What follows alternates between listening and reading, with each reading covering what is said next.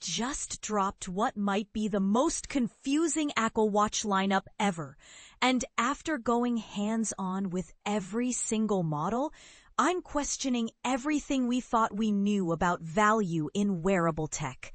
At today's awe-dropping event, yes, that's what Apple actually called it, I had the chance to test drive the complete roster of new timepieces. The Apple Watch Series 11, Ultra 3, and the surprisingly impressive SE 3. But here's where it gets controversial. The cheapest model might actually be the smartest buy for most people. Let's talk about that budget-friendly elephant in the room first. The Apple Watch SE 3, priced at just $249 for the 40mm variant, represents Apple's first major refresh of their entry-level wearable since 2022's second-generation model. But calling this an entry-level device feels almost insulting after experiencing what it brings to the table. This third-generation SE has essentially absorbed nearly every premium feature that made headlines in previous flagship releases.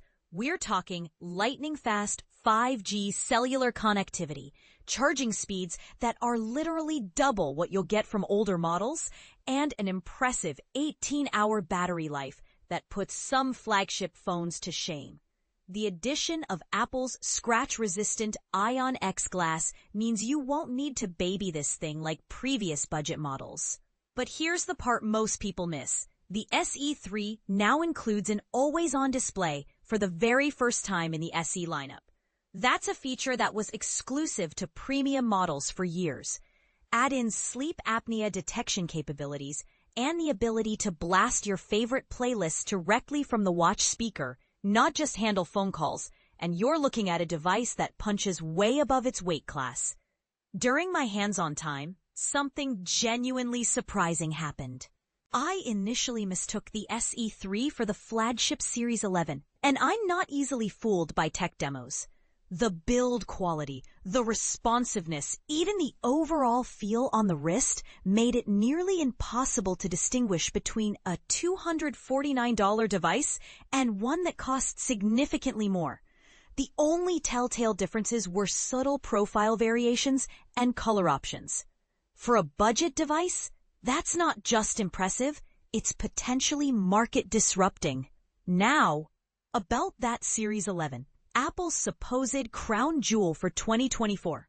Yes, it gets the same 5G cellular upgrade and introduces a sleep scoring system alongside notifications for potential high blood pressure issues. The battery life extends to a respectable 24 hours, and you'll get that same strengthened glass protection. Apple has also made it available in slightly more generous 42mm and 46mm sizes, while claiming it's their thinnest Apple Watch to date. But here's what's got me scratching my head. The design language remains virtually unchanged from the Series 10. We're essentially looking at incremental improvements wrapped in familiar packaging. During the demo, the promised high blood pressure monitoring wasn't functional yet, which raises questions about how ready these health features actually are for prime time.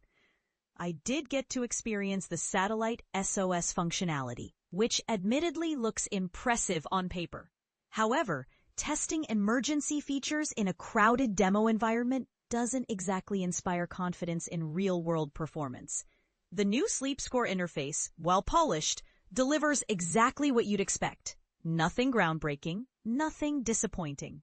Then there's the Ultra 3, Apple's $799 statement piece that's supposed to justify its premium positioning. The marquee improvement is a larger display achieved through slimmer bezels, maintaining the same overall footprint as the Ultra 2. It inherits the 5G connectivity while adding satellite communication capabilities, extends battery life to an impressive 42 hours, and incorporates the same health monitoring advances found in the Series 11. Visually, the Ultra 3 doesn't dramatically depart from its predecessor, though I'll admit the new minty ocean strap caught my attention during testing. The fresh watch faces do add some personality, and there's a noticeable, if subtle, improvement in display real estate compared to the Ultra 2. And this is the part most people miss.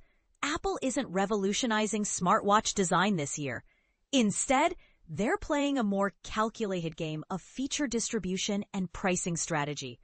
The question becomes whether these incremental improvements justify the investment, especially when the budget option delivers such compelling value. After extensive hands-on time with all three models, I'm left wondering if Apple has accidentally made their own flagship models less compelling by creating such a capable budget alternative. The SE3's feature set seems almost too generous for its price point, while the premium models feel more evolutionary than revolutionary. Here's my controversial take. Apple might have just created their biggest internal competition problem in years. When a $249 device can fool someone into thinking it's a flagship model, what exactly are you paying extra for with the Series 11 or Ultra 3? What do you think? Is Apple's strategy of democratizing premium features brilliant customer service, or are they cannibalizing their own high-margin products? Have they made the premium models irrelevant for average users, or do those extra features justify the price jump?